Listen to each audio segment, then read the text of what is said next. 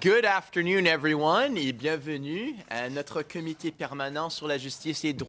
Welcome to the Standing Committee on Justice and Human Rights. To once again welcome Mr. McEachern to our committee as a temporary member. No, I'm just a fill-in. And also Mr. Oliphant, who's joining us for the first time. Hooray, hooray. Not as a witness. That's right. This is the first time he's been here not as a witness. The roles are reversed. And it's great to be back on our study on counseling and other mental health support for jurors. We have a fascinating panel today. Two of the different panelists are joining us by video conference. I would like to welcome from the Government of Saskatchewan, Ms. Glenys Bihun, who is the Executive Director and Inspector, Court Offices, Court Services, Ministry of Justice. Welcome. You can hear me well? Well, thank you. Excellent. And Mr. Warren Miller, who is the Sheriff and Local Registrar of the Queen's Bench Court Services, Ministry of Justice. They're joining us by video from Regina, and they will be speaking first. Then we intend to have from Australia Ms. Jane Goodman-Delahunty, who is a professor, Faculty of Business, Justice and Behavioral Sciences at Charles Sturt University. She has not yet joined us, but she will shortly. The intention is to have both of those on video conference go first in case somehow we lose the video conference. We don't want to miss your testimony. We hope that will not happen. So for the folks from the Government of Saskatchewan, you have approximately 8 minutes to deliver your opening statement. The other groups will then deliver their statements, and then we'll go to questions. Okay? Perfect. And joining us here today, we have Ms. Katy Kamkar, who is a clinical psychologist for the Center for Addiction and Mental Health. Welcome, Ms. Kamkar.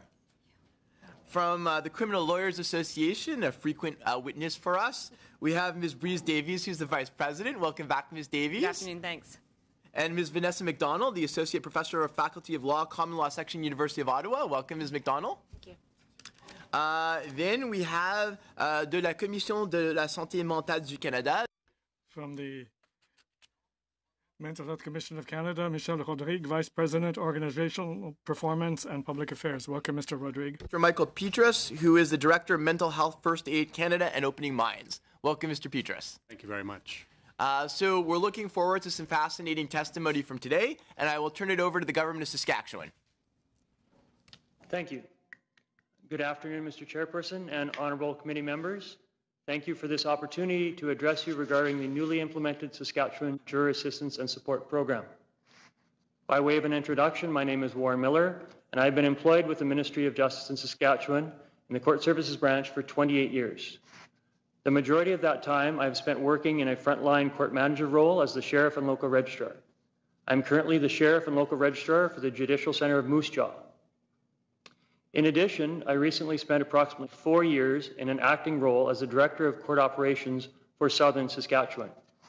It was during that period that I became more focused on the area of overall jury management in Saskatchewan, including support for jurors. I've been involved with numerous jury trials involving serious offenses where both graphic images and evidence were tendered as evidence during the course of my career. With me today is Ms. Glenys Bihun, Executive Director of the Court Services Branch and the Minister's Designated Inspector of Court Offices for Saskatchewan. Jurors are called upon to consider what can be horrific and gruesome evidence as part of the important role they play in the administration of justice in our province. The experience has the potential to cause distress to jurors who are typically unaccustomed to such things. There is more social awareness of mental health issues now than there ever has been. There's a recognition that jury service could have a detrimental effect or negative impact on an individual, and it is appropriate that the state provides assistance and support to those citizens who have served as jurors. Saskatchewan has between 20 and 30 jury trials take place each year, significantly less than either Alberta or Ontario, but the need to support those who do serve as jurors is a priority.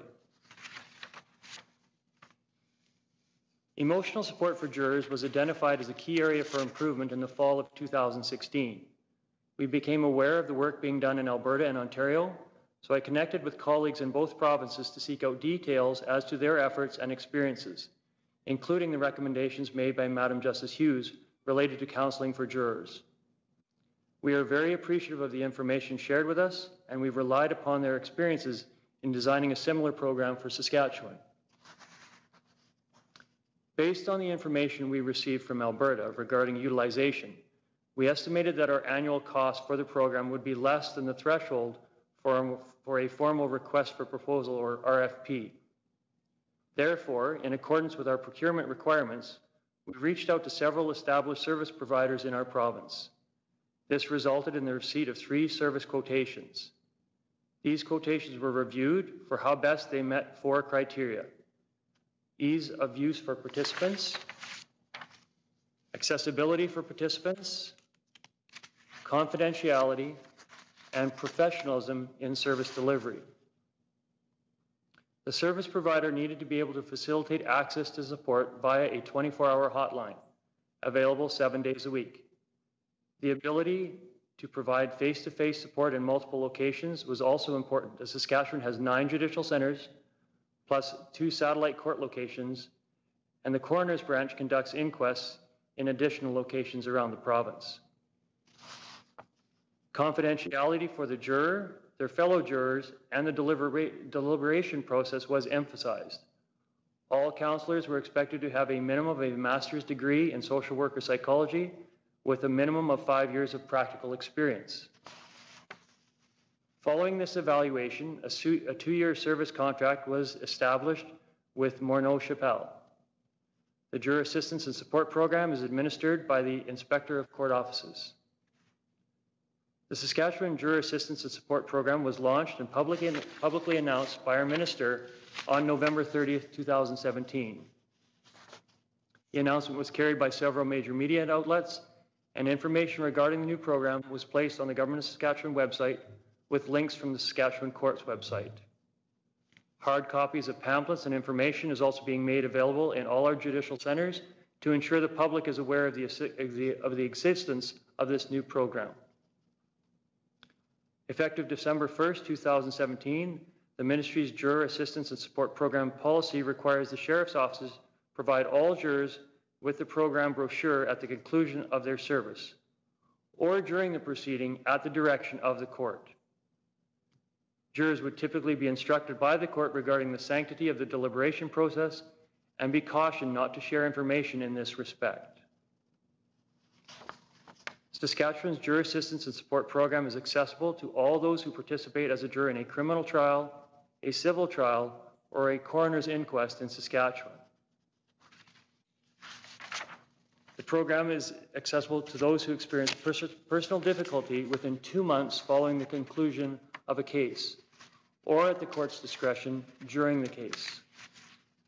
To access the program, jurors call the established toll-free number to reach professional intake staff who are available 24/7 to connect jurors with counselors in their area.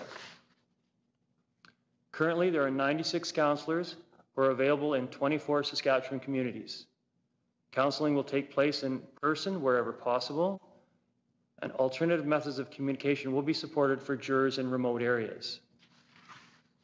The program will provide jurors access to 4 treatment sessions with a healthcare professional to help them overcome the difficulties related to their jury service. Up to an additional 4 sessions may be approved at the recommendation of the service provider. Approval may also be granted for the spouse, life partner, or other significant family member of the juror to be permitted to participate in the sessions where appropriate. All program-supported sessions are to be concluded within 24 months of the completion of the jury duty.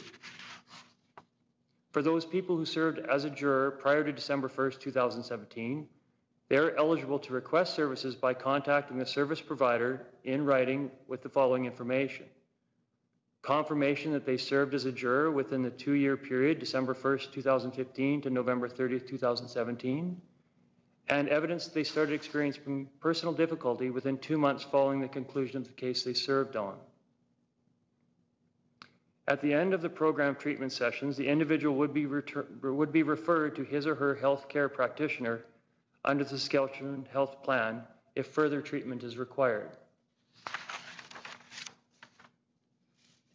As with all programs of this nature, maintaining a participant's anonymity is essential.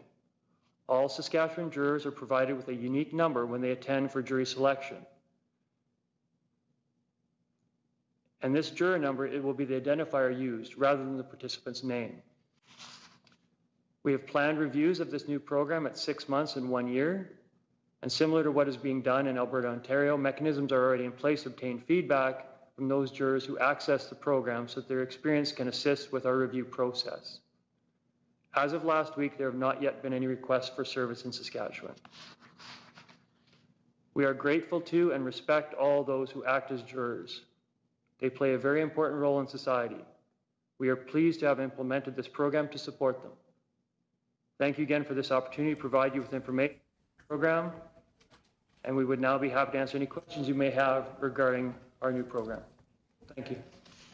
Thank you very much, Mr. Miller. On behalf of the Government of Saskatchewan, it was much appreciated.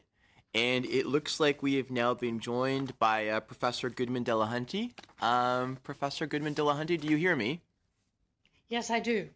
Okay, perfect. So I'm Anthony Housefather. I'm the chairman of the committee. And what we're doing, because we had yourself and another witness by video conference, we're doing the two of your testimony first so that we don't lose you. So basically, you have, at this point, 8 to 10 minutes, hopefully trending toward 8. Then we have some more witnesses in the room, and then we're going to go to questions, if that's okay. And thank you so much for joining us from so far away. It's very appreciative, especially given the hour difference. So the floor is yours. Thank you very much. And good afternoon, committee members and other attendees. It is a great pleasure to join you from here in Sydney, Australia today. By way of background, I'll just introduce myself. I'm trained in law and experimental psychology, and I have done jury research and evaluation of jury programs for approximately 30 years, working first of all in the United States and then more recently here in Australia and New Zealand. As part of that work, I did a number of studies that have looked at different aspects of juror stress. And so I wanted to commence my remarks by just summarizing, in response to your request, some of the various ways that stresses can arise for jurors in the course of their jury duty from the outset and on through the post-deliberation and post-verdict process, as we've just heard about in Saskatchewan, where services have been provided on a follow-up basis. And so I think it's important as a background to understand that jurors are moving into a very unfamiliar environment to them. This can be very intimidating, and that alone can be somewhat stressful, particularly because they're required not to discuss their experiences and particularly the content of the evidence and their thoughts about it with others. And so they're in a way cut off from their normal support systems, which is why the need for the courts to provide some additional support systems is important. Their daily lives are very disrupted by adjusting to the court schedule, often requiring them to travel, and there's often uncertainty of the duration of the trial and the attendance of their jury duty, which alone and can be very difficult and impose some stress in terms of managing their day-to-day schedules.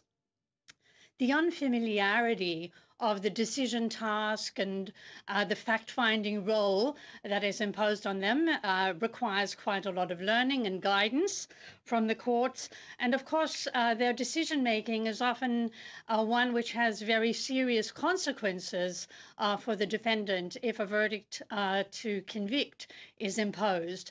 And jurors feel this burden of participation in the justice system due to the seriousness of the consequences of their decision.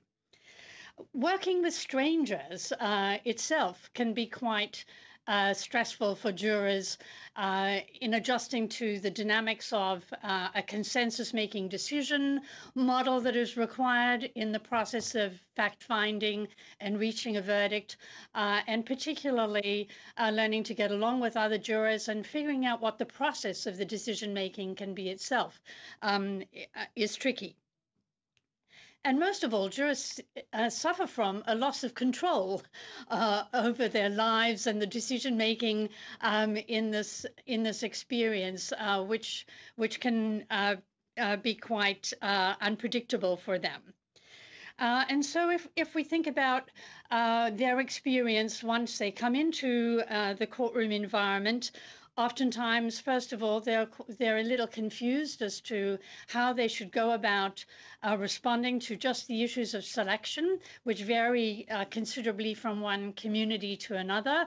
In Australia, for example, we learned that the fact that jurors in certain states have to parade in front of the defendant during the process of peremptory challenges is particularly excruciating and intimidating because they walk across and then might be challenged, and it's regarded as, by some, quite an insulting process. And so efforts have been made to try to ameliorate that sort of a confrontation with jurors even before they may have opened their mouths.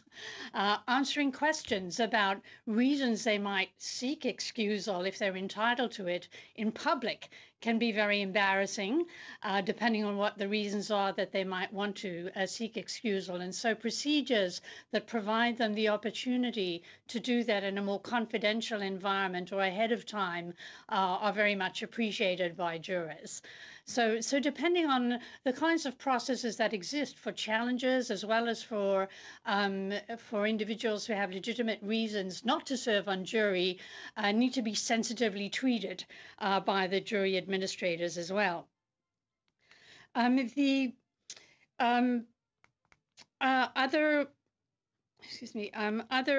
issues as you move on through the process are also important to consider.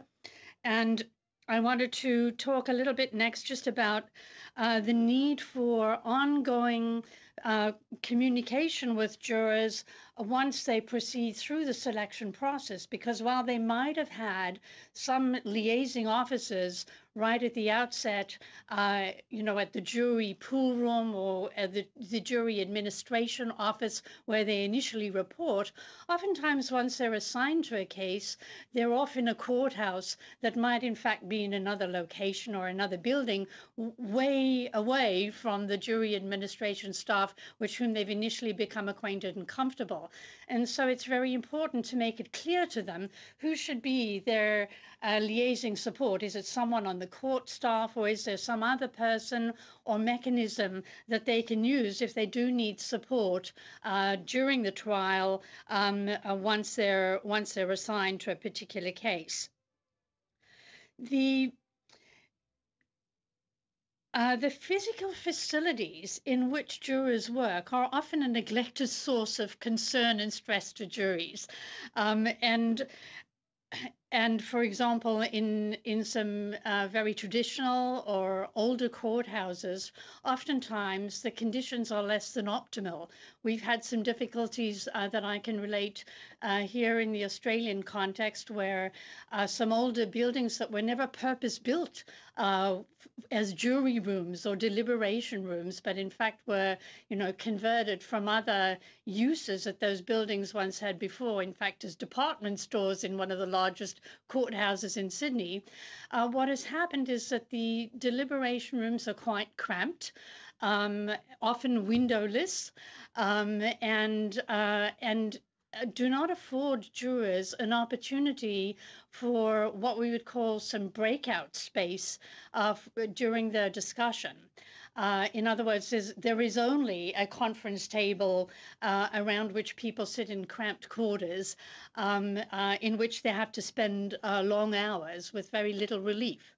And what we've learned from a great deal of psychological research is that, in fact, just those physical creature kinds of comforts can make a great deal to relieve some of the pressure of the burden of the decision that people are grappling with. And so it's important to take the physical environment into account as well, and to provide people a break from the working quarters if they are cramped. Ideally, to have facilities for jurors designed so that they are comfortable, include some some additional seating aside from the conference table for smaller discussions by jurors during the duration of the trial. And if possible, to have openable windows, natural light, and particularly some sort of outlook or view that can offer visual relief is really more facilitative of productive discussions and less inclined to result in tension and conflict between jurors. Of course, during the trial, as we've heard from the former speaker as well, there is the potential that some of the evidence may be very confronting, and particularly if it is gruesome evidence, that can be particularly stressful. And so it's important to try to provide the jury with some sort of warning in advance that is forthcoming, to try to give them some options to manage that. And we have found it helpful also if that sort of material is not presented in very lengthy series, but rather in series of a shorter duration, not just before lunch or not just after lunch, and not very late in the day either. So that jurors have some time for relief and processing of that information, often perhaps requiring a break after some confronting information is presented, as well as the option to seek support and to seek counseling if they find it particularly disturbing. In terms of the decision-making process itself in deliberations, some of the innovations in jury research that seem to be most promising are what are sometimes called fact-based question trails, or sorts of decision trees that are decision-making aids that are given to jurors to help them to structure the discussion process once they get into the deliberation room and are actually able to start putting together the facts and working on the consensus of the group together.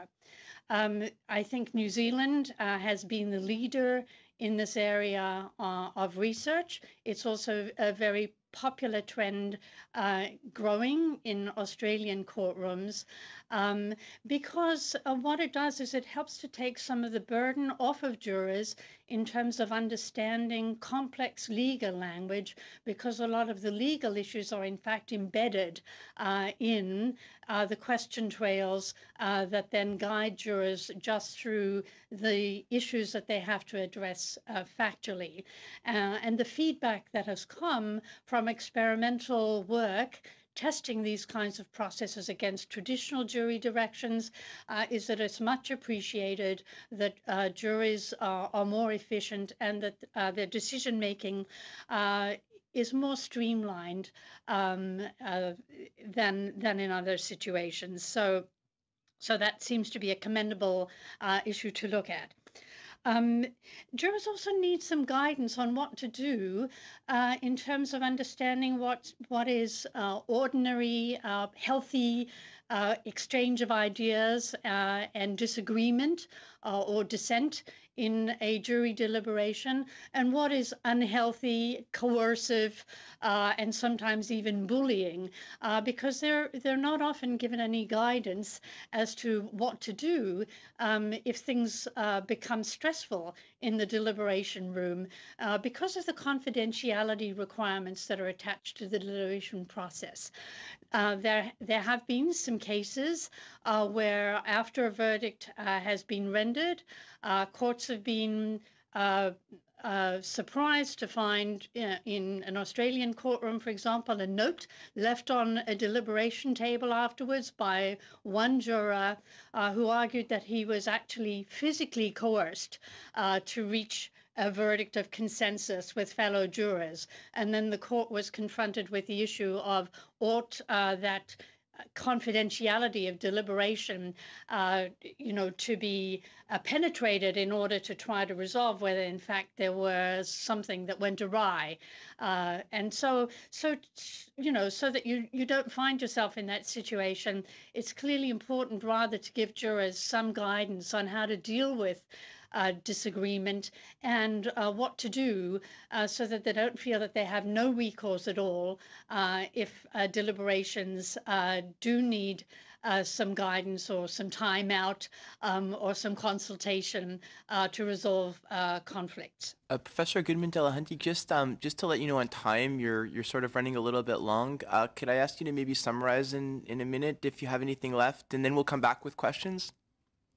Yes, absolutely. I think the last point that I want to emphasize is I think that it is valuable for jurors to receive some debriefing, whether it is conducted by the trial presiding judge or whether it is conducted by a professional, particularly in cases that have been of long duration or cases where there has been confronting or gruesome evidence.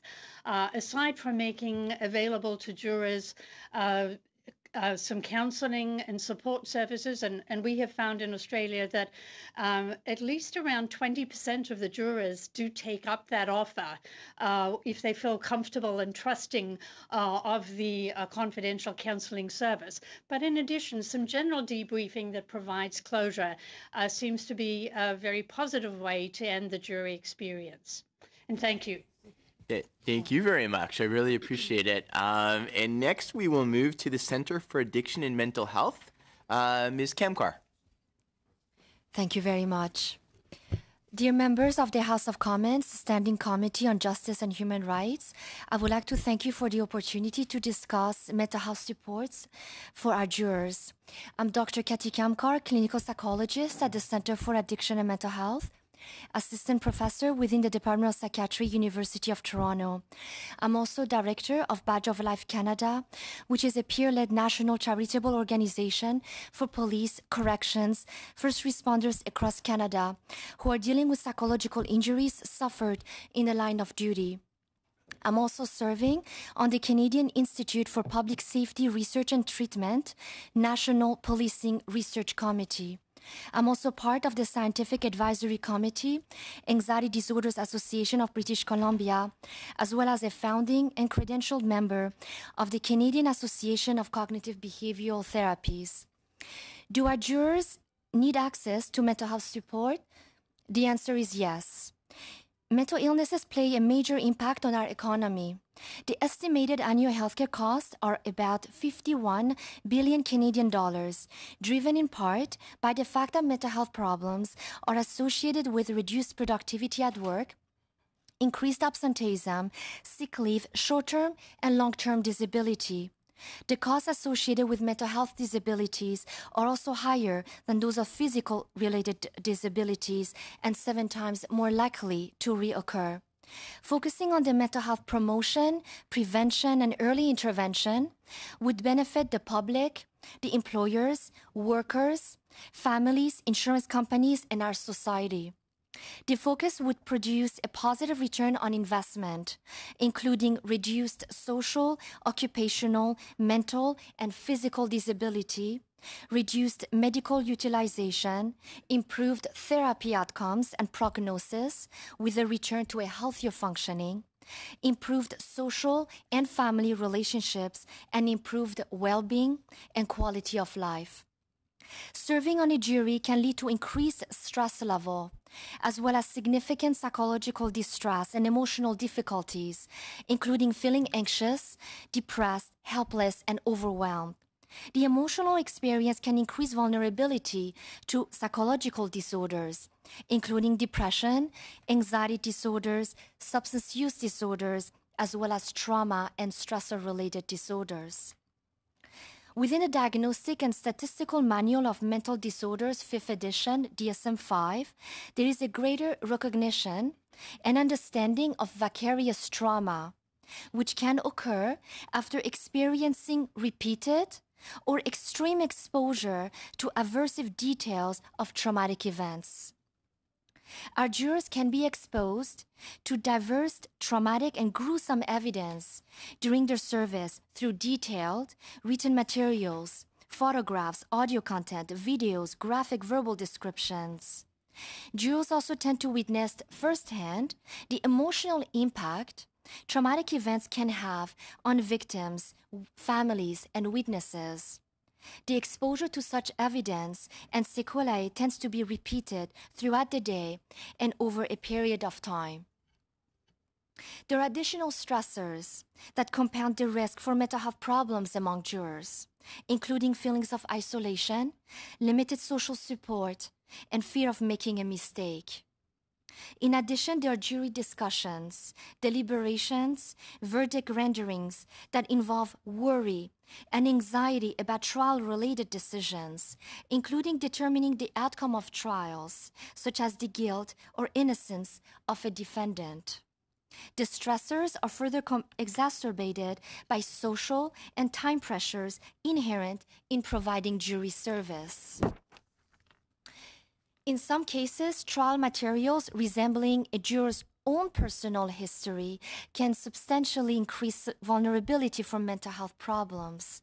Similarly, materials involving violence or crimes against people or crimes involving children also tend to increase vulnerability to mental health problems. We need to implement a care plan for jurors, and that care should begin early as part of pre-service preparations. Provide education about the potential impact of traumatic material during the jury service, common psychological symptoms one might experience, what constitute normal reactions, and what reactions should be taken as warning signs for engaging more help. Healthy coping resources should be provided prior to trial to help with anticipatory anxiety and its transition from normal life to jury service.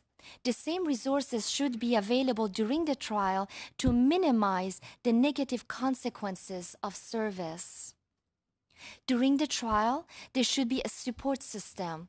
For example, social and psychological support in place to help reduce sense of self-isolation, maintain jurors' mental health and well-being, provide adaptive and healthy coping with feelings of helplessness, anxiety, stress, or any emotional difficulties. Funding and access to evidence-based mental health interventions following court case should be available when needed. Mental health experts should be available for providing evidence-based mental health services. Consultation with a mental health professional, psychologists and/or psychiatrists should be strongly recommended for an accurate diagnosis and discussion of various treatment options. Contact information should be provided to help access additional mental health services if needed. Evidence-based cognitive behavioral therapy, CBT, is effective for numerous psychological disorders and is at least as effective as medication. Research suggests that CBT offers the most benefits when completed with a trained mental health professional. The gains that are observed with CBT are long-lasting and tend to be maintained longer than improvements achieved by medication alone. Upon meeting with the healthcare professional, it is also important to establish clear treatment plan and goals and to monitor progress toward those goals. Dear members of the House of Commons Standing Committee on Justice and Human Rights, I would like to thank you again for the opportunity to discuss mental health support for our jurors. Providing funding for evidence-based treatment and having a support system in place for our Canadians who are performing such important civic duty would be essential for all the reasons just mentioned and will contribute to the mental health promotion of Canadians and be a positive return on investment, and most importantly, the very human thing to do. Thank you. Thank you very much. Much appreciated. We will now move to the Criminal Lawyers Association. Ms. Davies, the floor is yours. Thank you. Thank you once again for inviting the Criminal Lawyers Association to present before you. And I want to start off by saying that our basic position is that we're delighted to see that the federal government is interested in this issue, and we broadly support efforts to provide counseling and mental health services to jurors after difficult cases. I'm the vice president of the Criminal Lawyers Association in Ontario, but I'm also practicing defense lawyer, and I've been involved in a number of cases that have the sort of evidence that you've heard about causing difficulties for jurors, and involved in one case where, on an ad hoc basis, supports were provided to jurors because of the nature of the evidence. Our submissions today are going to focus on two issues, and we're going to split them between Vanessa and I. Vanessa is going to deal with the importance of providing mental health supports as a means of ensuring representativeness of jurors, which is an important issue. And I'm going to talk about perhaps the opportunity you might have to think about this in maybe a slightly broader perspective than what you've got right now, and to suggest to you that you might want to think about extending supports to all participants in the justice system to the extent that they don't have access to them already. Our position is that will promote access to justice. It will ensure retention of lawyers in the profession, particularly women, racialized lawyers, and it will ensure that we start reducing the stigma in the legal profession around mental health issues. So you've heard evidence, lots of evidence about vicarious trauma and how exposure to evidence can cause vicarious trauma. And if you accept, which I hope you do, that the research is clear that exposure from a single case to difficult evidence can cause jurors to have significant psychiatric difficulties, you must also accept that prolonged exposure over time by lawyers on a repeated basis can also cause that exact sort of trauma. The impact on people's lives are serious, and so for that reason we support providing these supports for jurors, but we also suggest you might look at it a bit broader. On the specific issue of jurors, I think one of the things you're going to have to look at is Section 649 of the Criminal Code, which is a jury secrecy issue. You've already heard from Saskatchewan that there's a prohibition about speaking about deliberations. I'm sure you'll take a look at it. It only provides for discussion of deliberations in respect of investigations. It strikes me that investigations of jury tampering, it strikes me that may well limit the ability of jurors to actually seek and obtain the sort of support that they need to the extent that their psychiatric issues arise from or are exacerbated by the deliberation process. So that's one issue. Why are we suggesting that you should look at this more broadly? And it won't surprise you that I'm going to suggest that really what you need to do is extend this to lawyers, and in particular defense lawyers, and I'll explain why in a minute.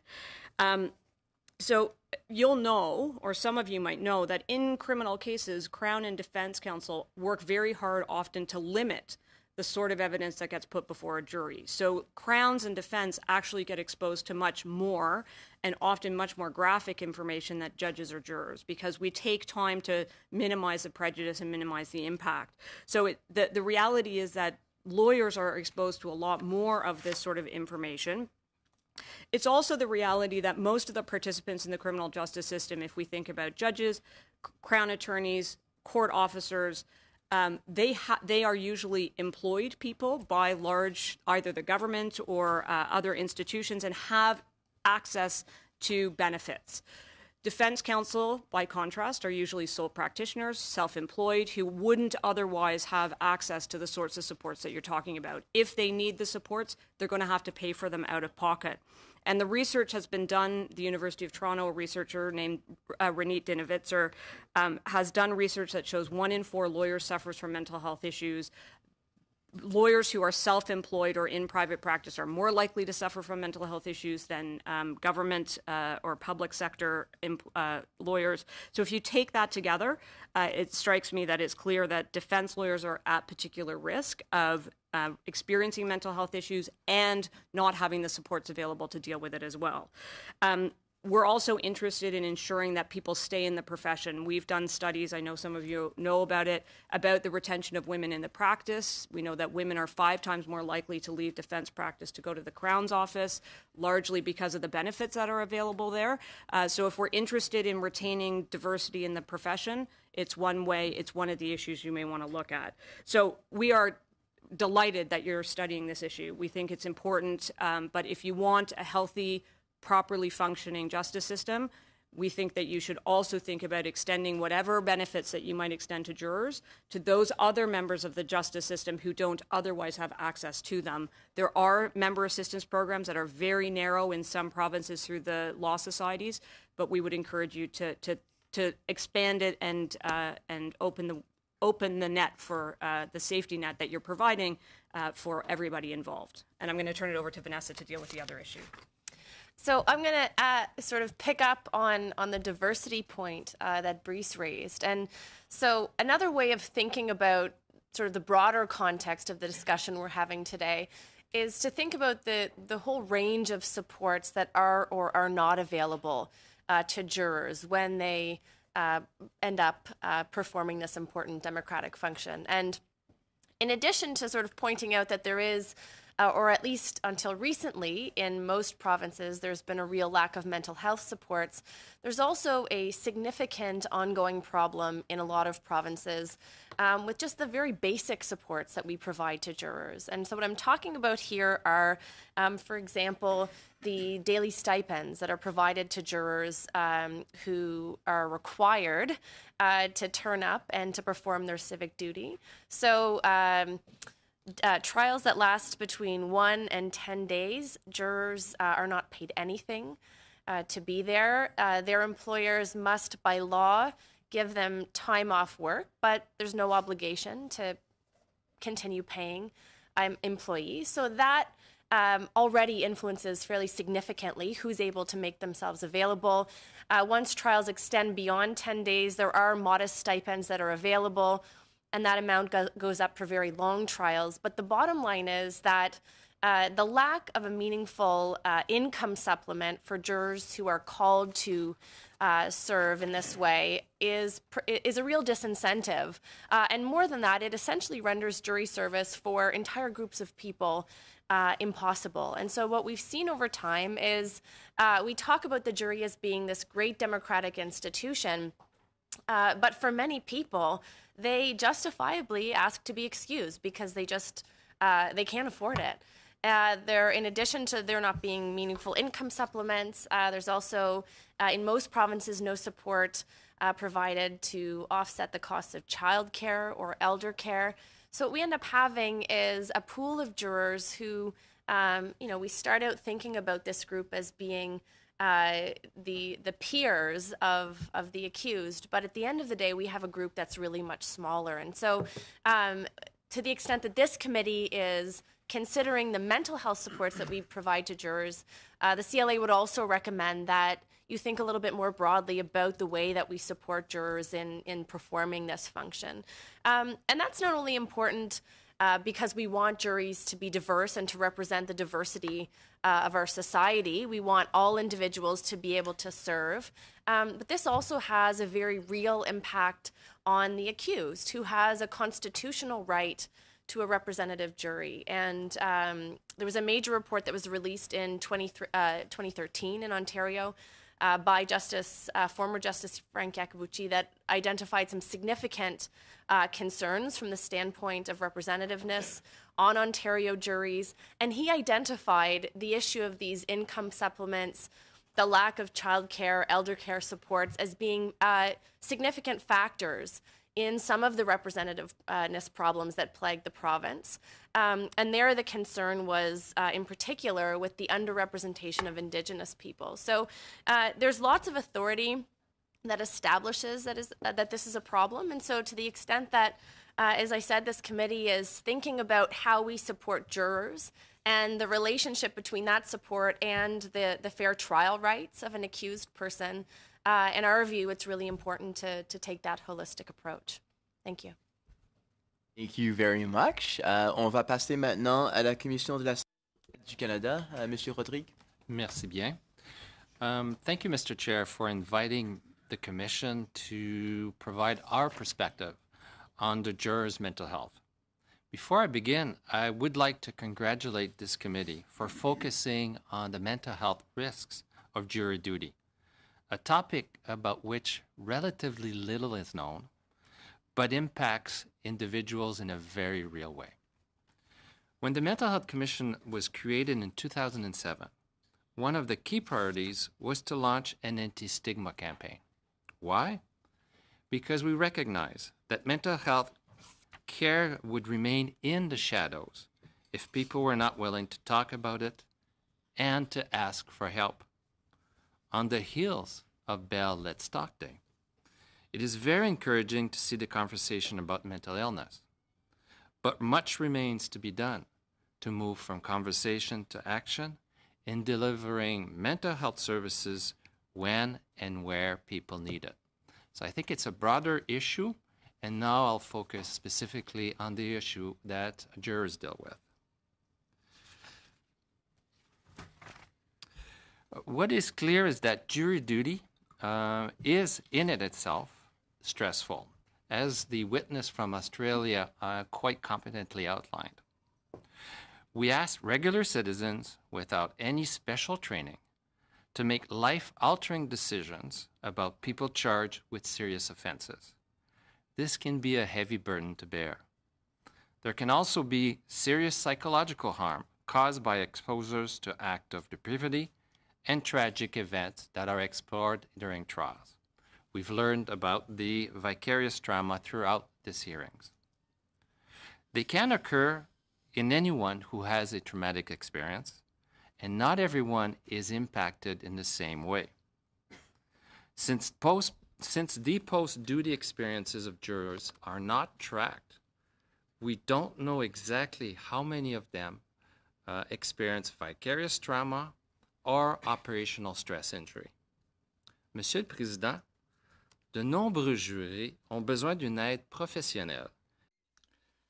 Mr. Chairman, many jurors do require professional help and should be in a position to receive it in order to overcome the psychological stress resulting from their jury experience. There are many effective measures that help with the recovery and improving the quality of life of persons using these measures. For example, access to counselling is important, and you would not be surprised to know that access to such services is quite inadequate. We recently looked into a number of possibilities to assist provinces and territories in ensuring better access to such services. However, as a number of other witnesses have noted, these jurors require people to whom they can turn in order to obtain support. The only way to ensure that mental health remains on our radar screen is to be able to talk about it. I strongly encourage this committee then to look at the effectiveness of prevention and resilience. By resilience, I mean the ability of an individual to adapt to stress, to overcome obstacles, and to cope with adversity. Resilience is at the heart of the work of the Mental Health Commission of Canada, just as a struggle against stigmatization and discrimination. In Canada, we have increasing evidence to demonstrate that programs encouraging self-awareness and resilience can make a significant difference. For example, the programs that we have been managing, Spirit at Work or Getting Ready Mentally, adapted from material used by the Department of National Defense, are of great use. The Liberal and Conservative members of this committee will recognize a good part of the content of these programs since they were used in the training sessions that we recently provided to your caucuses and that we will be providing soon for the NDP caucus. These programs help participants realize what the warning signs are of distress and to request help if necessary.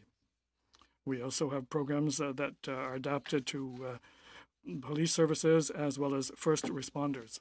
It would be quite simple then to adopt these programs as of today. Public programming tailored to the needs of jurors doesn't exist, or barely exist. Jurors have had to themselves often navigate the mental health system with its long and longer wait times and pay for services directly. If we ask citizens to provide a public service, such as jury duty, they should have access to tailored mental health care to deal with the impact of their public service. This, in turn, also requires informed decision and research. For all those reasons, the Mental Health Commission of Canada is highlighting 5 elements around which the committee could consider framing your recommendations. Firstly, you should consider offering pre-trial mental health awareness education to jurors, such as the working mind or the road to mental readiness, particularly in cases involving serious crimes. Second, where there is a chance that jurors will be exposed to traumatic images and testimony, courts should consider arranging for access to a mental health professional throughout the trial. Third, government should seriously consider strategies to ensure timely access to publicly funded diagnostic services and evidence-based treatments for jurors. We can commend what's happening in Saskatchewan. It's a wonderful first start. Fourth, we can share the mental health professionals and others we should clarify and address Section 649 of the Criminal Code so that a juror can access professional help or courts assign a professional that is cleared. Finally, a strategy should be developed to facilitate access to evidence-informed programs and services and to explore the experience of jurors after they completed their work. Look, admittedly, these measures will not put a stop to the challenges jury members may experience after participating in a trial involving extreme violence. However, we believe that publicly acknowledging these issues, as the committee is doing, and hearing from witnesses from a wide range of experiences and expertise will go a long way to identifying long-term solutions. Thank you for the invitation to participate in this hearing. Merci énormément.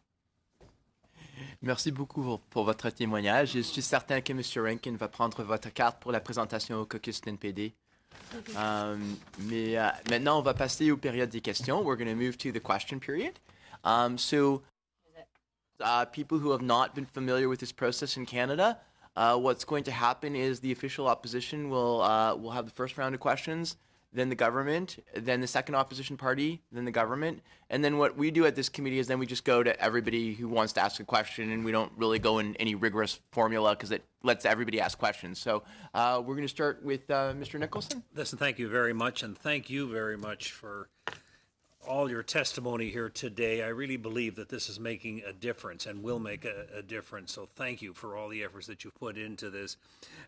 Ms. Goodman de la Hunte, if I could ask you one of the questions, you said you sound like you're experiencing some of the same challenges that we have with respect to our Section 649. You said no discussions are allowed. Is there any suggestion among the within the governments or the administrations that maybe some changes should be made to allow jurors, for instance, to talk to their psychologists, their psychiatrists, that sort of thing? Is there going to be any changes in that?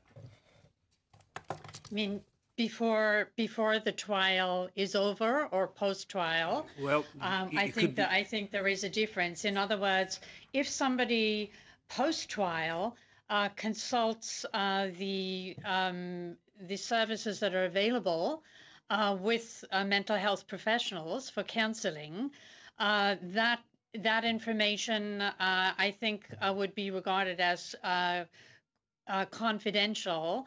And they can talk. I think the distinction that has been made is between talking about their experience, if it were stressful, for example, during deliberation, versus the issues that are off limits, which are, the processes and content of the reasoning for the decisions for the verdict. Some accommodation available after the trial, is there, for them to discuss these confidential issues? You didn't mention, among other issues, the question of compensation. What, if any, is the compensation down there, or does it vary from state to state in Australia? It varies considerably from state to state, and I think that along Along the lines of what one of the former speakers said, we have recommended that the compensation be increased where it was clearly out of date, or people had to rely on employers as well. For example, in Sydney, one of the difficulties is that many jurors, if they turn up and are not required to stay beyond 1 p.m., get zero compensation.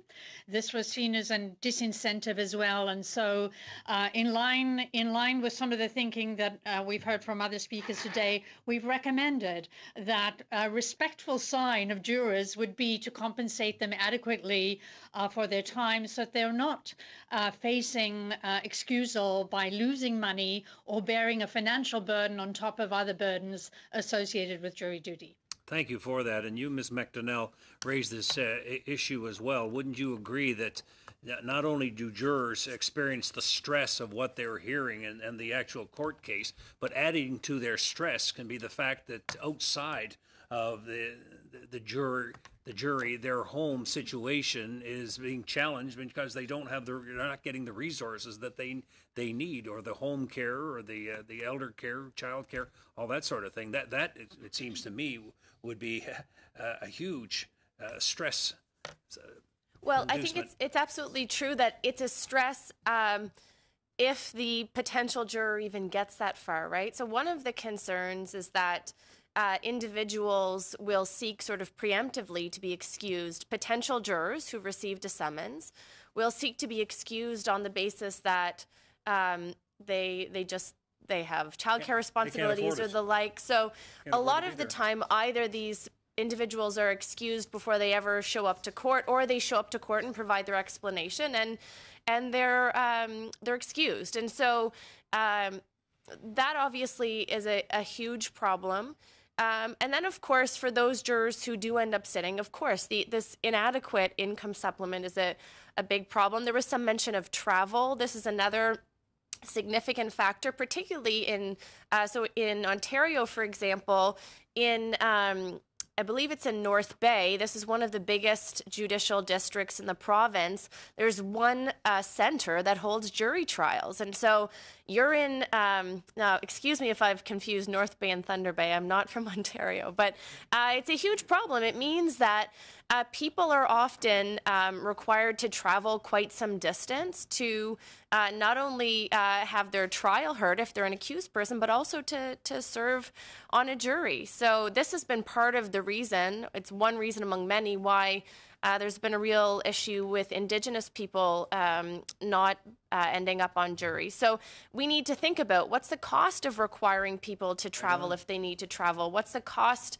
of meals, for example? Once a jury is sequestered, if a jury is sequestered, then there are potential costs associated there too. So there's a need to think about this closely. And if you don't mind, I may also just pick up on your point about Section 649 of the code, and this is the juror secrecy rule. Now, just putting my constitutional lawyer hat on here for a moment, or constitutional law professor hat on, there's some question about how much of this the federal government can act on and how much will require some collaboration with the provinces. But certainly one thing that the feds could do that would help support this initiative would be to propose some amendments to Section 649. So this, in my view, this could be done fairly narrowly. Depends how broad you want to go, of course. But you could just amend the juror secrecy provisions of the code to allow individuals to access a counselor who, of course, we already know that these counseling services are confidential. So many of the concerns that animate the juror secrecy rule, the desire for decisions to be final, the desire to preserve the integrity of the deliberation process, preventing jurors from being sort of subsequently harassed. None of those concerns are really at play if you created a narrow exception that allowed people to give us a possible draft for changes to 649. I know that it would only be a sentence or two. It's really not complicated. Good. And if you want to give any thoughts to that, we would be very interested in seeing that I know I'm running out of time, Mr. Chairman, Mr. Rodriguez. Thank you so much for your comments here and your 5 points here that we will have to look at and explore. Ms. Davies, you mentioned, I was intrigued by one report that you said, I think out of the, was it maybe the University of Toronto, but the mental health of lawyers. What was the name of that again? And I'd like to get a copy of that, Mr. Sure, Chairman. I can find, it's a professor by the name of Renate Dinovitzer. She does a lot of research both in the U.S. and some in Canada around the mental health of lawyers, and I can certainly find a link to that report and get it to you. I very much appreciate that because I think that'd be very insightful. American study of about 12,000 lawyers, but it's a very extensive study. But I can get that to you through the chair of the committee. Thank you. We'll circulate it. Mr. Chairman, but thank you. No worries. We'll circulate it as soon as we get it. So next we'll move to Mr. McKinnon. Thank you, Chair. I'd like to start with Dr. Kamkar, please. I'm interested in. There's so much testimony we've heard today, and through many other days of our study that the stresses arise throughout the whole process of the trial. One of the big things that seems to be needed is the ability to have counseling during the trial as well as afterwards. So my question to you, Dr. Kamkar, is given the state of affairs now where they can't actually talk about the trial, whether during or after, how does that affect counseling? I think that a lot of times, and thank you very much for that question, is very important. A lot of times it's not always necessarily the content or the details of the trauma. I mean, myself, I'm providing CBT for trauma almost every day. A lot of times it's not necessarily the content, but it's a lot of times, as we talked about, the beliefs around the trauma, and then also the stressors surrounding it. So in that case, as we talked about stress around the deliberation, the outcome, the fear of making a mistake. Am I here within the majority vote, about the minority vote? And again, the pressure, the time, and then also whenever the trial ends, what they hear on the media, the family's opinion, the friend's opinion, people start talking about it, people's perception of them. So a lot of times, a lot of the stress is really not necessarily always around the actual content, but it's mostly the perception that they might develop about themselves, about others, the concern about others' perception about them. The other thing here also, as you mentioned, I appreciate that, the appreciation around that is really for us to view it on a continuum. So we always look at mental health promotion and prevention and early intervention. So as you said here, during the trial and after, and a lot of times here, things even prior to the trial, to say, you know what, here are some expectations here. Also, because we know expectations prior to attending an event is very much key to our emotional distress. So having any kind of a healthy coping for anxiety, especially anticipatory anxiety, and then also from going from their normal life to the jury duty. So having healthy coping with that, but then also throughout the trial as well. So if they go through any emotional distress, about what could be some key healthy strategies that they can use to better deal with the distress. Again, we can view it on a continuum that it can help prevent going from mild to moderate symptoms or moderate to severe symptoms. Anything, of course, that could help prevent the onset of a psychological disorder. And then, of course, after the trial, for anyone that would need to have access to that, even knowing that there is access also provides a sense of peace of mind as well. Thank you. So Saskatchewan, for example, is provided for up to 4 sessions and then an additional 4 if recommended by the therapist, I understand. Is that an approach that you see as, I guess I'm concerned by the finiteness, the rigidness, as it seems to me, of that process. Do you think that works for effective counseling? It's definitely, I'm always, of course, there's always a concern whenever we set any limit. There are significant individual differences.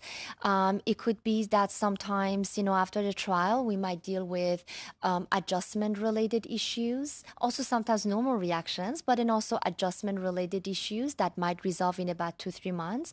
But then sometimes it could be, the onset of panic attacks. And if I do not know how to deal with my panic attacks, I might start feeling demoralized. I might start avoiding going to places or maybe even returning to my work. And then it could.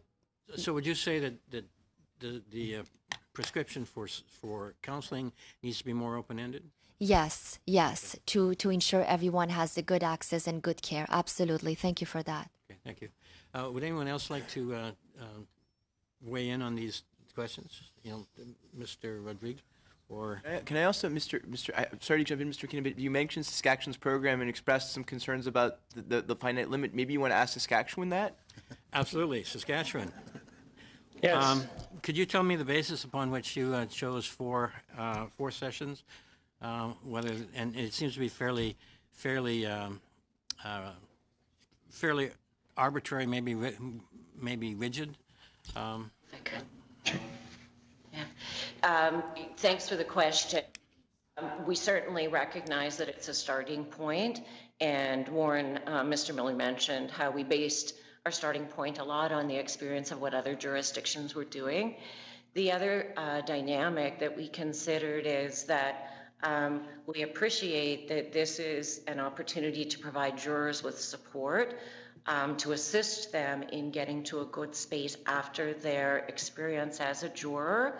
But we also very much recognize the need to bridge the support provided through the program to some longer term support that may be necessary for mental health support. So very much a recognition on the need to bridge.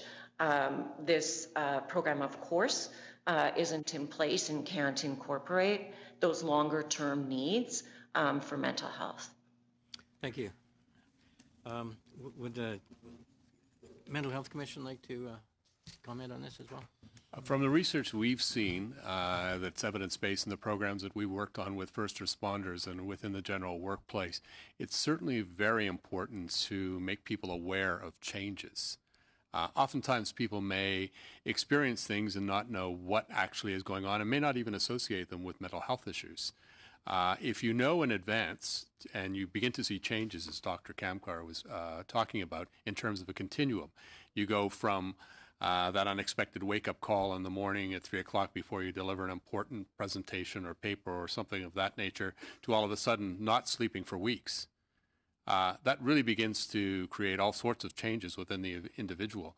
The importance of early intervention, so being able to be aware of changes that you're experiencing that could be related to the work that you're doing as a juror is very important, to then seek help.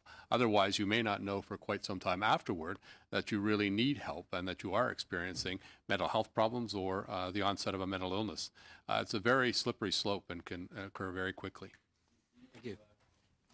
We're moving on to Mr. Rankin right now because we're out of time on this questioner. Don't worry, I'm sure he'll give you a chance, Ms. Davies. I got so many questions, such an interesting group of presenters. Thank you very much. I guess just to go on chronologically, Ms. Behan or Mr. Miller, a question for you, please. You live in a province where there's a very large Indigenous population, and we've already heard Professor McDonnell talk about the Ontario experience where you have very large areas and people will no doubt travel a great distance in order to be on a jury. Have you given any thought to any specific concerns about Aboriginal culture, Indigenous culture, and the need to address perhaps special needs, given their remote location and so forth? They go back to the community, they know one to talk to about their experience when they're cloistered in a hotel room far away, then they go back and there's nobody there because they're miles from any counseling services. Is that entered into your deliberations? Yes, absolutely, and certainly over the years as we, continue to review and address concerns that may arise periodically on the overall jury management system. A key group in Saskatchewan that we seek the advice and counsel from is an elders forum. There are a number of occasions over the years where we've sought their advice and made changes in regards to that advice, and that's certainly something that we're committed to continuing to do in the go forward. That's great. Thank you. And Ms. Davies, I know you wanted to jump in. I'm going to jump right in and ask you a question. Okay.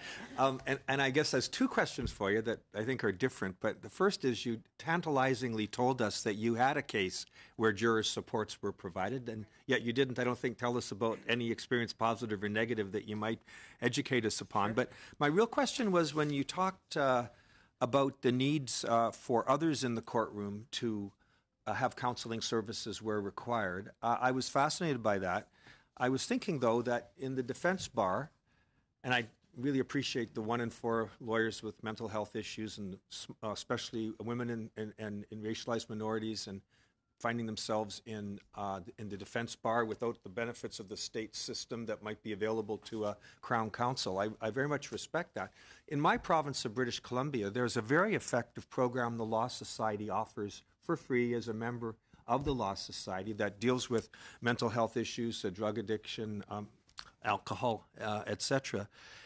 And so I wondered whether that wouldn't be a sufficient place to go and just perhaps maybe make it more robust in funding. And lastly, if you're a defense lawyer, some of what you might be particularly traumatized by, ironically, could be things you can't talk about because it's subject to a solicitor-client, where you've got evidence from from your client that is really traumatic. You can't share it with anybody because you're their lawyer. So how do you? I'd like to, if you could address some of those ideas. Okay. So the first question was, what case was I involved in? It was the coroner's inquest into the death of Ashley Smith, in which there was videotaped evidence of her in custody. She was the 19-year-old who died in Grand Valley Institution, and there was a lot of videotape evidence of her acting like a normal 17-year-old, joking around. There was video evidence of her being forcibly injected with medication, and ultimately there was a video of her dying because they had been ordered to videotape her. So, and lots of very difficult evidence. And throughout that process, which was different because it was a coroner's inquest, so there was nobody's liberty interest at stake, so there is a bit more flexibility around how you can deal with jurors in those cases. On an ad hoc basis, the coroner, Dr. Carlisle, who was the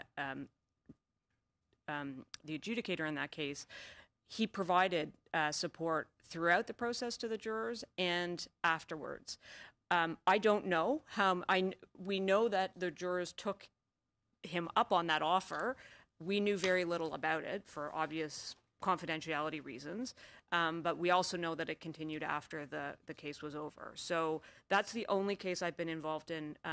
There are unique challenges to trying to do it during the hearing, particularly in a criminal trial, because you don't want someone external to the jury interfering with their deliberative process. I think that's a real challenge in terms of providing support during a criminal trial, because you do want them to be the decision makers and receiving the instructions from the judge.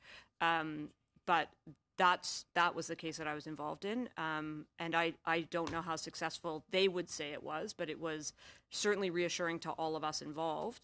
And certainly during that case, I, out of pocket, had mental health supports that I relied on during that process to deal with, in a preemptive way, any issues. Was there no Law Society help for you? I might have been able to go through the Law Society. The Law Society program in Ontario is quite restricted. I did it privately because of, there's also, juggling schedules, and a lot of what the Law Society provides, at least in Ontario as I understand it, although I would invite you to get other information from the source, is a lot of sort of over-the-phone counseling and counseling by email. And so for me, that wasn't the sort of thing that I would have benefited from. So I think there are real restrictions in terms of what is available through the member assistance programs, and they're not consistent across the provinces. Some are better than others. And so I think what my recommendation would be to extend these benefits to people who don't otherwise have access to them. So it may be that restriction would be limited if there is a robust support system from the law societies in a province, or it would be available in other provinces where they aren't. The last question was about privilege. That's something we have to navigate, absolutely, and we would have to respect privilege in any discussions that we have with anybody. But as Dr. Kamkar said, you can talk about the issues without disclosing privileged information. Often, the information that is traumatizing becomes part of the public record. And so once it becomes part of the public record, I'm talking about when it doesn't. Right. So you would, in fact, defense counsel would be restrained in what they could disclose to a counselor, and they'd have to be governed by their obligations in terms of privilege, and that would limit the ability. But having access to supports that. The other thing I think that's important is having access to supports that are in person if that's what they need. I mean, it's really important to connect people with resources that will work for them, as opposed to here's a phone number that you can call. Am I out of time? You are, but if you do you have a really I just got question? one, if I may. Yes, it's okay. It's really quick, yeah. Yeah, I was really appreciative, Mr. Rodriguez, about how you helpfully summarized the 5 recommendations that CMHC made, and number 2 and 4 were kind of linked. One was, if it's a dramatic case, that you should arrange, you say, for mental health professionals during the trial. And then, of course, you said, understandably, Section 649 of the Criminal Code may need to be addressed so people can access professional help. They're kind of very much linked, right? You can't do one without the other. So do you have any thoughts about that and how it might work? Well, there are other experts around the table who may have more specific ideas. Around the actual services, the important part is for the individuals to have access to prevent. So they need, you're going to be listening in on very traumatic experiences, and those are going to be related during court, you should have access to pre-trial training so that you get to build resiliency. Then throughout the case, you should have access to counseling. Now, one of the areas where we are trying to expand, because we know we have there are challenges in terms of access to mental health services across Canada, we are trying to be very creative. So we are trialing a program now in Newfoundland and Labrador using e-mental health therapies. In Great Britain, those have been demonstrated to be as effective for mild to moderate depression as face-to-face counseling. So there's also an encouraging element, which is we could be very creative in how we're able to offer these services to jurors. So I'll leave my comments at that and perhaps open it up to others if you want to address specifically. We've got to move on to Ms. Khalid. Ms. Khalid. Thank you, Chair, and thank you to all of the witnesses for coming in today and for all of your compelling testimony. If I may start with Professor Goodman Delarenty, you spoke about perhaps debriefing by judges to jurors to give them that closure, and we did hear testimony previously about that need for closure that a lot of jurors expressed was so important to them. And we also learned that some provinces do it, some judges do it, but it's not something that's across the board. So what is your opinion? Do we need to provide training for judges, and if a national kind of action plan was to be created for providing that support to judges, how important is that training piece for judges? And then building on what Ms. Davies and Ms. McDonald said, moving it to all administrators of the justice system, perhaps. If I can have your comments on that, and then I will ask both of you to comment on that as well. Thank you. Okay, certainly. I think that there are some judges who are going to be more comfortable with that kind of role and others who are not. And it seems to me, in looking at the literature on this topic, that there really are 2 different models. Some where judges have turned over they've been present but have turned over more the facilitation of the debriefing to someone with facilitation and mental health counseling expertise successfully, and the judge is available to fill in on some of the legal aspects, and other judges who are comfortable to do that on their own. But who may nonetheless benefit from some training. So I don't know that imperative that a single type of model be adopted, because I think there will be individual differences with the judges as well. But I think what's important is to provide that opportunity. And some judges simply undertake to have their offices follow up with the jurors and let them know, for example, when a sentencing proceeding may eventuate. That is something of much interest to many of the jurors, particularly if they've, participated in the decision on guilt, to know what the follow-up will be, so that they're not simply left with a sense of being participants and then abandoned as the case goes forward. Sometimes jurors do want to attend those follow-up proceedings as well. So that sort of facilitation, many judges feel more comfortable with. Okay. I can tell you what my experience is, which is that it is completely inconsistent. I know some judges do debrief with the jury and give the follow-up information. So some trials I've been involved in, a number of the jurors showed up for the sentencing hearing. None did, and I doubt that there was any debriefing at the end. So I think it would be. You've heard the evidence from jurors about what would be helpful or not helpful, but I think to the extent that that is going to become part of the process, I think training judges around how to do that and providing them support if they're one of the ones that doesn't feel comfortable doing it would be important.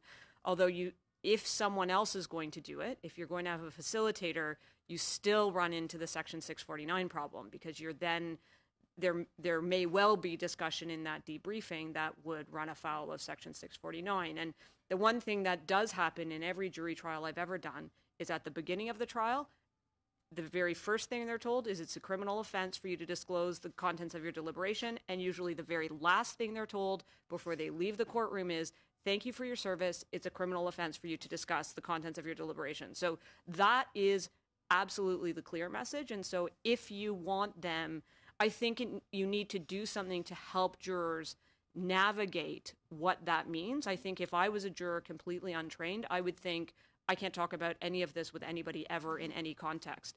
And trying to navigate, some psychiatric symptom as a result of the trial process or this or that and figure out what's captured or not, I think the message would be it's all covered. And I don't think they would be wrong in that interpretation. So my experience is inconsistent. I think if you're going to recommend that this be a consistent practice, that there needs to be appropriate training. Thank you. Just following up on Section 649 as well. I know we've heard that the ability to be able to seek counseling not just after but during as well. In your opinion, then, do you think there could be, some coloring of opinion of a juror who could go through the potential process? And so in that case, are we having an additional juror just by virtue of a juror seeking counseling during that time of a trial? I think that would be the concern, that you need to preserve the integrity of the decision makers. And when there's 12 of them, you need to make sure that the decision is the decision of those 12. And there's criminal offenses of tampering with juries and interfering with juries. Not suggesting counselors will do that, but given that we have it as a criminal offense, we're obviously concerned with intentional, but I think we also have to be worried about unintentional interference with the deliberation process. So I think it's a much more complicated question in terms of the fairness of the trial, fairness to the accused, to provide supports on an individual basis. That's not to say you can't provide education around these may be some of the symptoms, these may be some of the issues. Like, that's one thing that you can provide education. Providing individual counseling to jurors through the process that permits them to talk about deliberations, I think runs a real risk of creating unfairness in the jury process that you won't be able to ever measure. You would never be able to measure whether it's unfairness to the Crown or unfairness to the accused, because it would be in a confidential environment. I guess my last question to both of you as well. Something that came up a lot when we heard from jurors was that the same testimony or evidence or viewing of evidence in a trial affected jurors differently, and the impact that they have, whether they need the counseling or not, really depends on the individual person and how they internalize what they see. I guess, is there room then, when it comes to the actual selection of the jury process, to set in some measures to really allow people to kind of opt out if mental health is a concern to them, or is the onus, or can the onus fall on the lawyers that are going through the jury selection process and the judge to ask those pointed questions when they're selecting the jury? It's a very interesting and complicated question. With few exceptions, we have really resisted any kind of jury vetting on the front end. And so in the U.S., there is a very extensive voir dire system where potential jurors are asked a number of questions about by the lawyers about features that might have a bearing on their jury service. We have not gone that route on the view for all sorts of reasons, for reasons of juror privacy, but also out of, I guess, a sense that we have to sort of assume that jurors are in a position to serve, and if we start asking too many questions, that's problematic. And I mean, on the one hand, it might make sense to say, well, maybe we should consider asking jurors if they think they might be impacted. That type of inquiry, the rationale might come from a very good place, but then, of course, the flip side of that is the significant risk of stigma, right? The significant risk that all of a sudden we're looking for a particularly mentally fit type of juror, right? And that kind of inquiry is a lot darker, right? And so there, occasionally there are questions about, should we question jurors about their competence? When there have been some very high profile cases in the past where, in the UK, for example, where it's come out after a trial that there was obviously not a basic understanding on the part of jurors of the legal concepts, and that had those things can have a potentially devastating impact, right? But again, the idea of asking jurors, measuring their competence in advance, that can go south very quickly, right? So this kind of questioning, it raises a lot of difficult questions. I'm a skeptic. Thank you. About not sort of going there as a positive step, but jurors are invited to articulate any undue hardship, and so it may be if you are, I think the only thing you could do in this respect is encourage the questionnaire that gets sent out in advance to include that as a potential ground of hardship that the court would be willing to consider if the juror wants to volunteer the information. But I think you have to respect the autonomy of jurors and not create another exit because we have such a problem with underrepresentativeness on juries. Thanks so much. So now we're going to go to what we call our short snap around, where the question has to be relatively short and pointed, and the answer also, I'd ask you to be brief in the answer so we can get as many as possible from members. Mr. Cooper, Mr. Mendicino, Mr. Fraser had put up their hands so far, and if anybody else, Mr. Rankin and I have a short one too. So, Mr. Cooper? Well, thank you, Mr. Chair. I have two questions, so I'll pose them both, and then the witnesses can answer. Mr. Rodrigue, you made reference to the need for pre-trial training in certain difficult cases where the evidence might be quite gruesome or difficult to deal with. I think you alluded to 2 programs or training programs in your testimony. I don't know anything about those programs, so perhaps you could just expand on what the scope of that pre-trial training would look like. And Professor Goodman-Delahunty, I was wondering if you could maybe just talk a little bit about some of the programs, if any, that are in place in the various states of Australia to the degree that you're able to comment on that. Thank you, Mr. Cooper, for that question. I'll pass it off to my colleague who is primarily responsible for those programs, and he'll be happy to outline briefly what those are. Basically, these are preventative programs designed to make people more aware of their own mental health and mental wellness and look for signs and indicators. We don't want people diagnosing themselves, but you can tell a lot about changes in mood, sleep, addiction issues, all of those kind of things. So the more aware you are of these, the easier it is to get help. At the same time, we provide coping strategies to help you move along that continuum to a much more positive and mentally well state. So that's what we're looking to do, is to, if you have that kind of situation where people are going to be exposed to trauma, again, it triggers some people and others are able to deal with it. But if you're aware, you can seek that early help and support to make sure that it doesn't become a much more chronic issue. Thank you. And with respect to the programs in Australia, I'm not aware of any that are pre-trial preventive kinds of training, such as we've just heard about. The services that are available through the jury administrators' offices are more akin to what Saskatchewan appears to have, where there are professional counselors who can be accessed by individual jurors in situations where they feel stressed. Generally, we've learned that the mere existence of them needs much more publicity to jurors so that the uptake occurs. There have been barriers to their use simply because although they were there, they weren't, very evident to jurors who came on board. And so a great deal needs to be done to make those more visible. Thank you very much, Mr. Mendicino. Thank you, Mr. Chair. And I want to pick up on a point raised by Professor McDonnell around the sharing of jurisdiction when it comes to many of the ideas which we've been discussing today around mental health. And so we take some guidance from the criminal code in as much as where the federal government is directly involved in setting some parameters. And when you look at the code, you see a lot of guidance with regards to the procedure of impaneling and discharging a jury.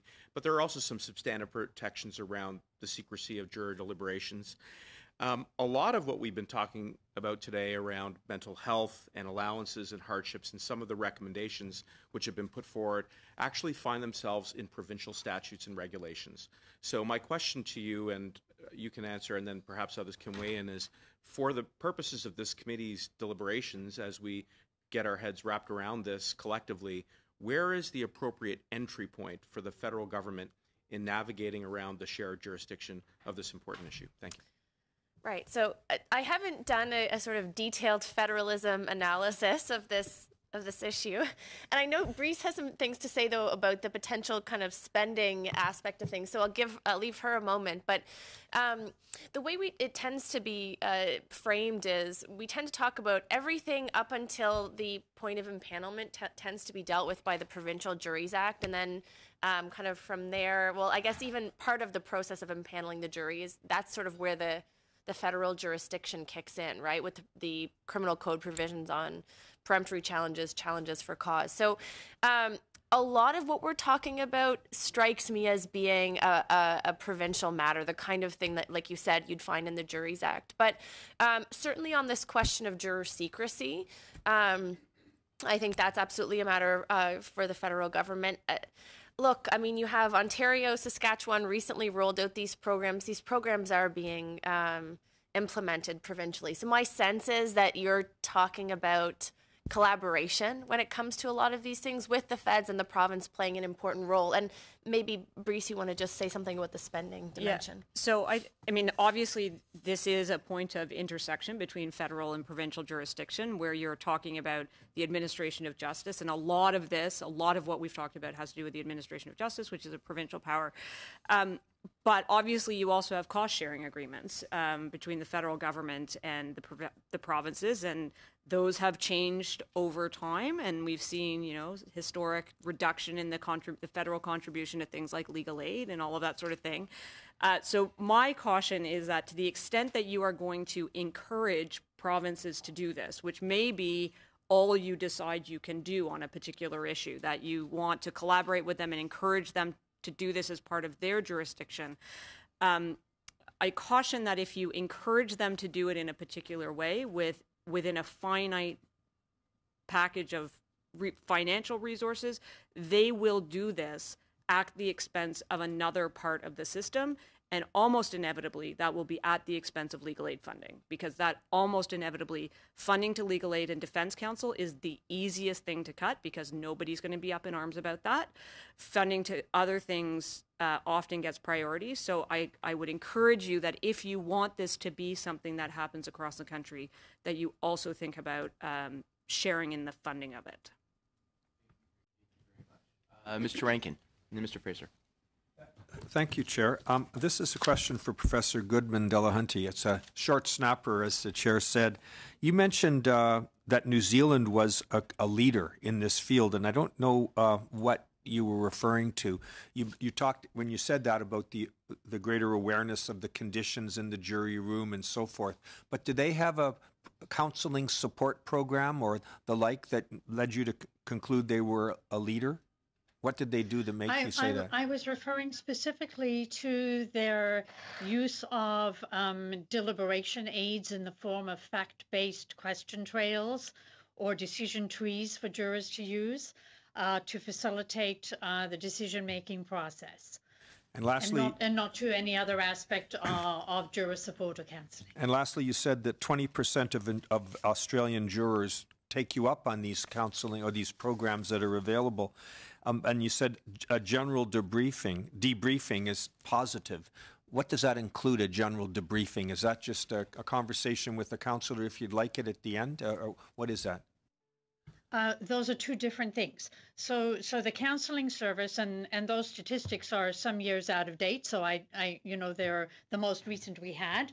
But the debriefing is a different process. That is simply a discussion in open court, usually, between the judge and or someone else. And mostly in the Australian context, it has been judges who have implemented that system on their own volition to provide jurors with closure. So that would not necessarily involve a counselor. Thank you. Thank you very much, Mr. Fraser. Thank you very much, Mr. Chair. Thanks, everybody, for joining us today. It's been very interesting. I have a practical question, if I can, for the folks from Saskatchewan.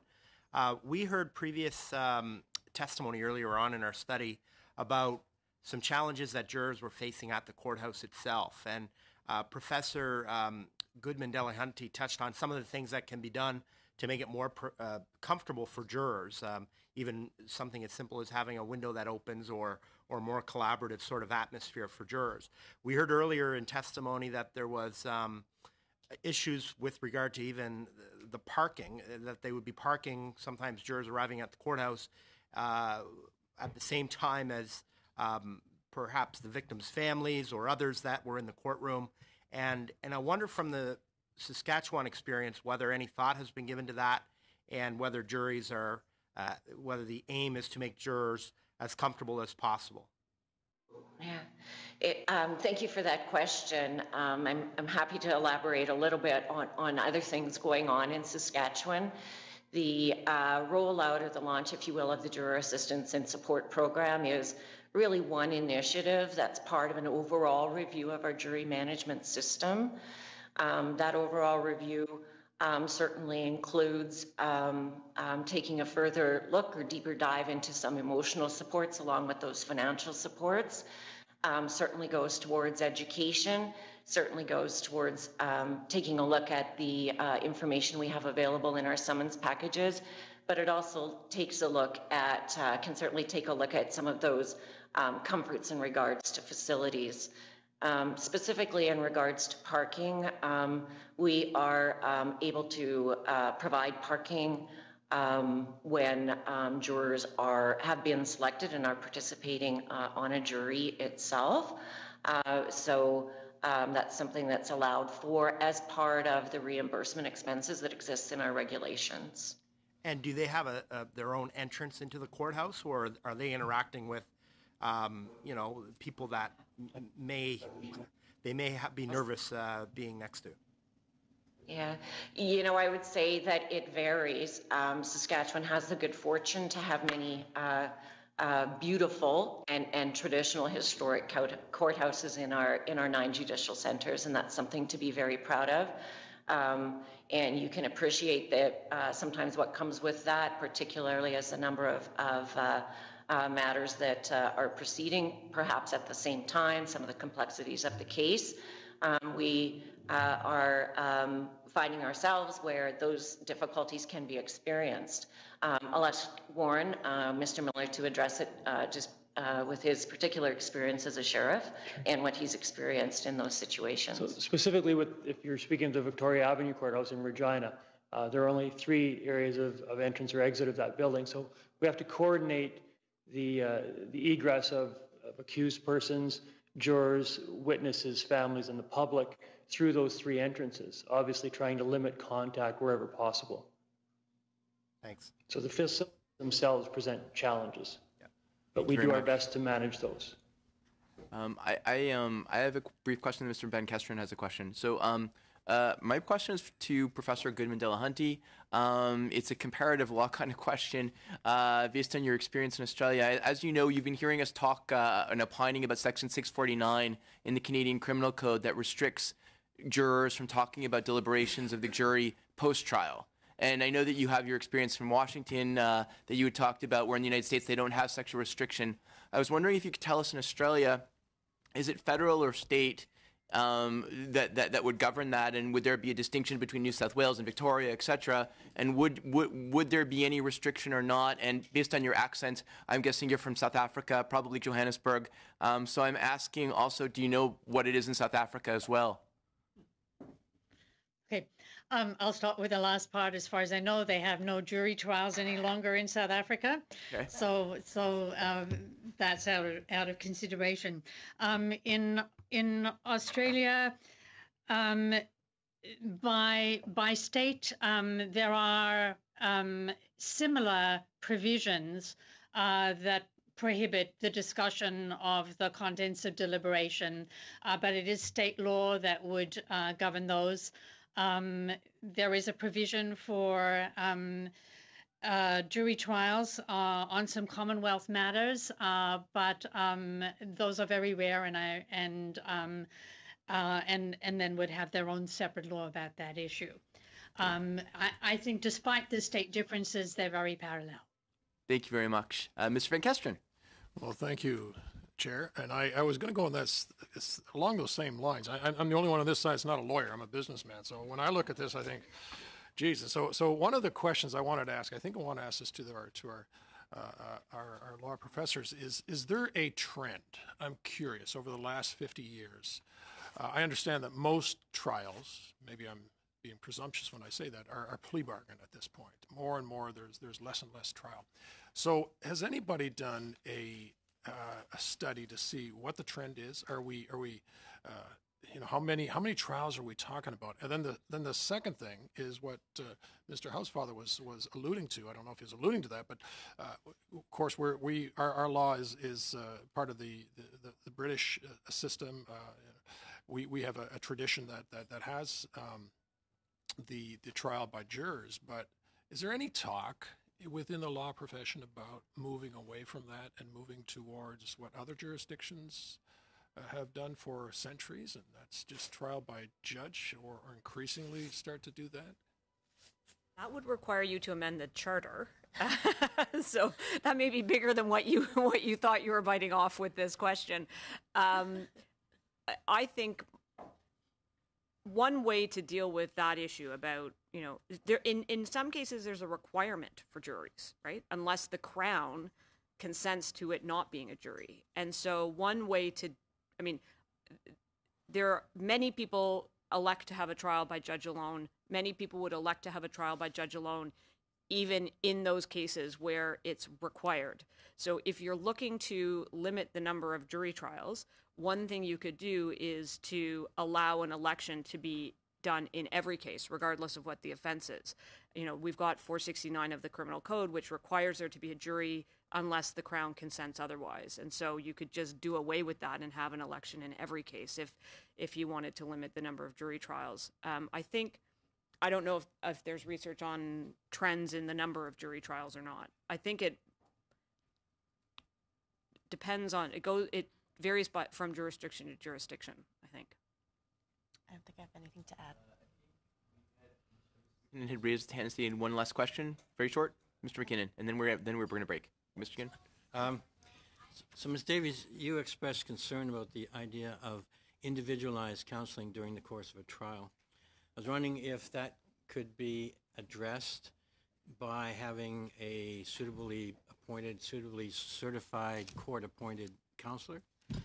And at the same time, I'd like to ask the opposite question of Dr. Kamkar, whether group counseling during the course of the trial would be effective. So maybe we start with Ms. Davies or Dr. Why Kamkar. Why don't you start? Thank you. Because I was actually, even when we had finished that conversation, I was actually thinking about it, and I wanted to include something. So thank you for that. People can still benefit without necessarily talking about the content of the trials and the materials, which I understand, the legal restrictions. People can really learn evidence-based cognitive behavioral therapy skills and strategies to manage anxiety, mood changes, or any emotional distress. So it will be a wonderful, again, preventative strategy. So again, we do benefit from evidence-based CBT strategies, just generally speaking, how to manage my emotions, how can I manage my sleep, how can I manage any negative thoughts or worries that I might be going through, without, again, talking about the content. So those general strategies, in addition to, as you mentioned before, education, can be tremendously beneficial as well. That could be done very effectively in a group context? Yes, it can be done in a group as well. So in terms of, Ms. Davies mentioned education, of course, and then also in terms of, evidence-based CBT strategies and skills for better management of, variety of skills and strategies. Again, we can learn to better manage our emotional distress or any distressing thoughts we might experience, healthy coping, unhealthy coping, normal reactions, warning signs of stress, etc., etc. Thank you. You just finish, and then that will be the end of the meeting. I would just be concerned about the privacy of individual jurors who are experiencing the evidence or the process differently from one another, and the capacity to deal with some of the issues that were raised in terms of interpersonal conflict. If the stress was the product of a conflict, it may be that people wouldn't raise the issues in a group setting. And I'm not a therapist, so I don't know. But those are the sorts of things that would be of concern to me, that we wouldn't want to create a situation that stigmatizes one juror in respect of the group by having them disclose what was going on with them individually. I guess She's absolutely right about that. That's very true. This is very true. So, of course, we need to very much appreciate individual differences.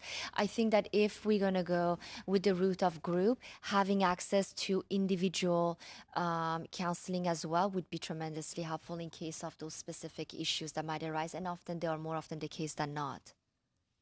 Thank you. Thank you very much. I want to thank all of the witnesses today. It was a real pleasure to have you testify before our committee. We very much appreciate your testimony and the quality of the testimony. And we invite you, if you have any written submissions that you have not yet provided the committee and you want to provide, to please do so. And have a wonderful day. Meeting adjourned.